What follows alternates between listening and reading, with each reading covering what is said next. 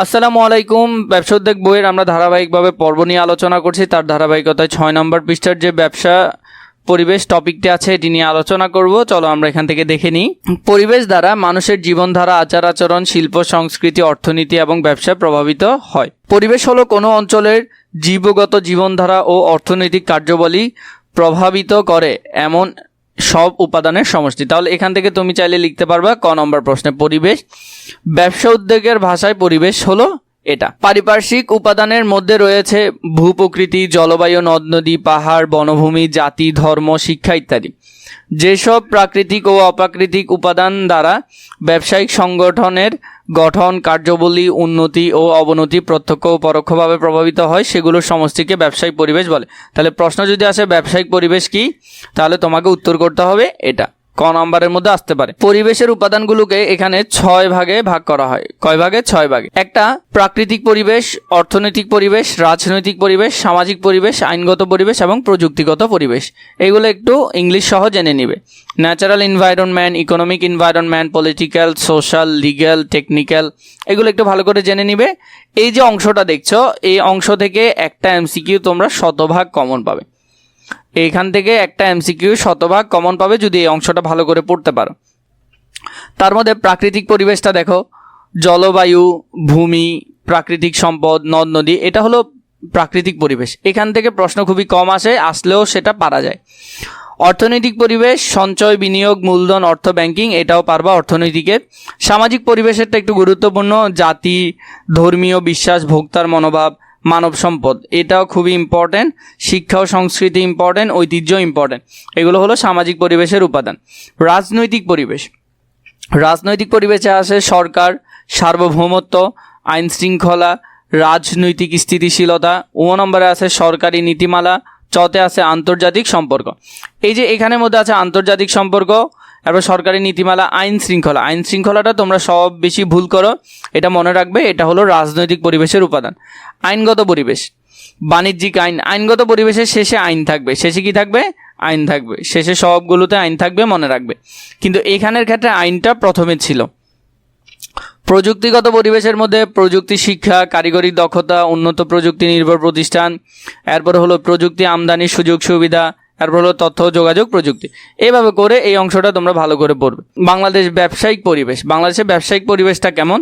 বাংলাদেশ একটি কৃষি নির্ভর উন্নয়নশীল দেশ। অবশ্য দেশের অর্থনৈতিক, ব্যবসায় তথা শিল্প ও বাণিজ্য অবদান প্রতি বছরই বেড়েই চলেছে।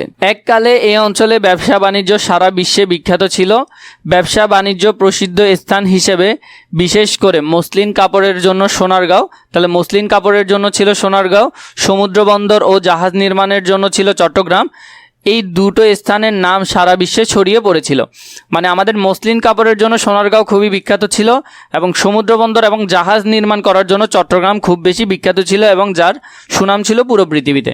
সোনারগাঁও এবং এর আশেপাশে তৈরি মসলিন রপ্তানি হতো ইউরোপ ও আমেরিকার বিভিন্ন দেশে।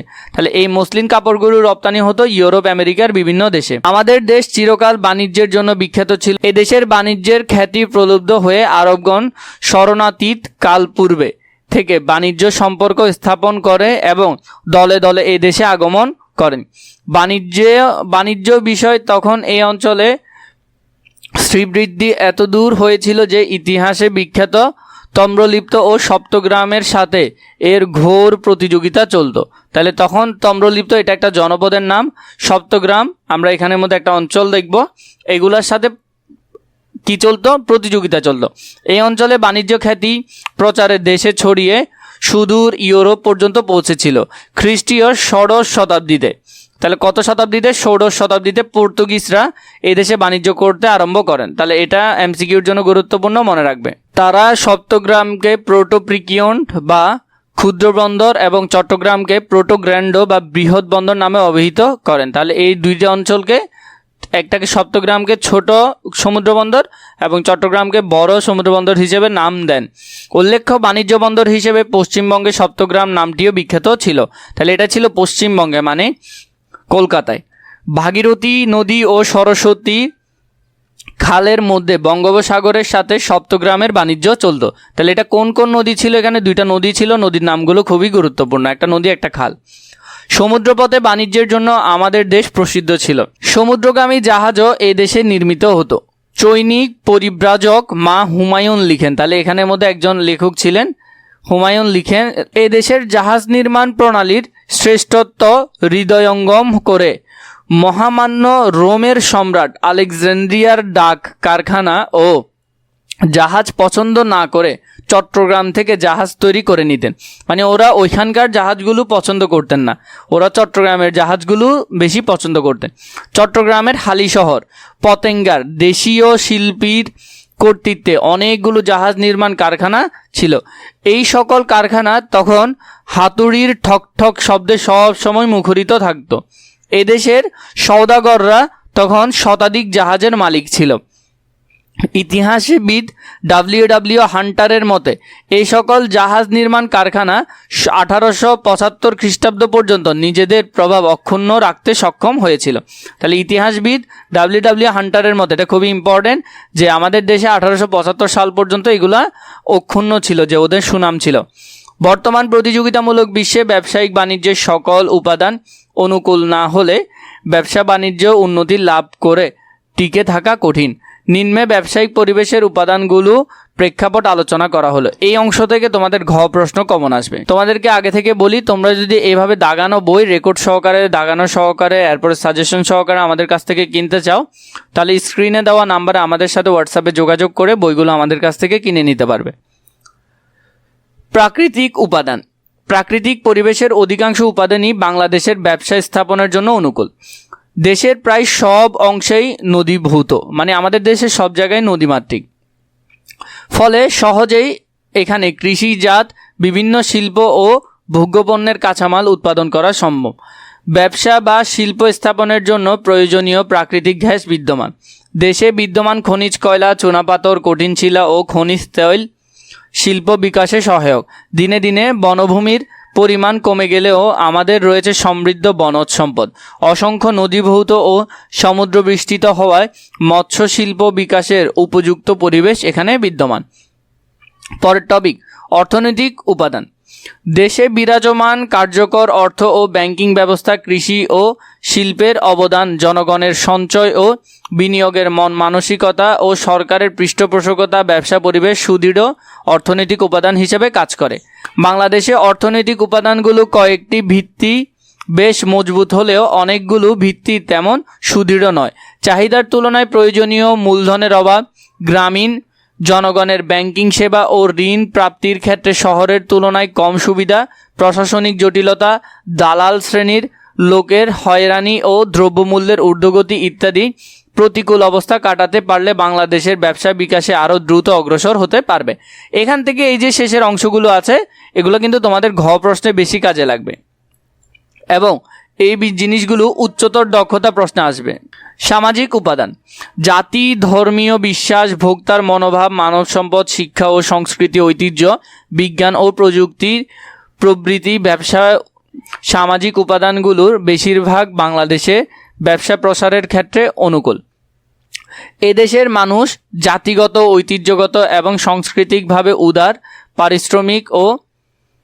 পরিশ্রমিক ও সৃজনশীল। অতীতে জাহাজ নির্মাণ করে এবং মসলিন কাপড় উৎপাদন করে এদেশের মানুষ তাদের প্রতিভা ও পরিশ্রমের স্বাক্ষর রেখেছে। সোনারগাঁও একসময় ব্যবসা, শিক্ষা, দীক্ষা, কৃষি, সাহিত্য ও সংস্কৃতি, শিল্প, কারুশিল্পে ছিল বিশ্বসেরা। বর্তমানে জামদানি শাড়ি তৈরি ও জাহাজ নির্মাণ বিশ্ববাসীর দৃষ্টি আকর্ষণ করতে সক্ষম হয়েছে। তবে বাংলাদেশের বর্তমান শিক্ষা ব্যবস্থাকে মুখস্থ নির্ভরতা থেকে বের করে আরও দক্ষতা ও শ্রম নির্ভর করতে পারলে ভবিষ্যৎ প্রজন্ম শিল্প, বাণিজ্য, গবেষণা আরও বেশি সৃজনশীলতা প্রকাশ করতে পারবে। সাথে সাথে ব্যবসা বাণিজ্যের সকল ক্ষেত্রে প্রযুক্তির ব্যবহার আরও বৃদ্ধি করতে হবে। এরপরে যদি আমরা দেখি রাজনৈতিক উপাদান। সুষ্ঠু আইনশৃঙ্খলা পরিস্থিতি এবং অনুকূল শিল্প ও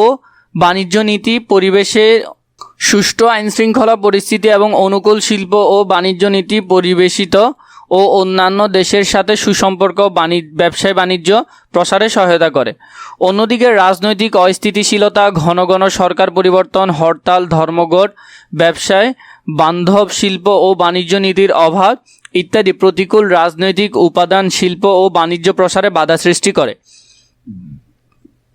দেশি ও বিদেশি বিনিয়োগকারীগণ বিনিয়োগ করতে উৎসাহিত হয় না। বাংলাদেশে ব্যবসায়ের উক্ত রাজনীতিক উপাদানের সবগুলো কাঙ্ক্ষিত পর্যায়ে বিদ্যমান নেই।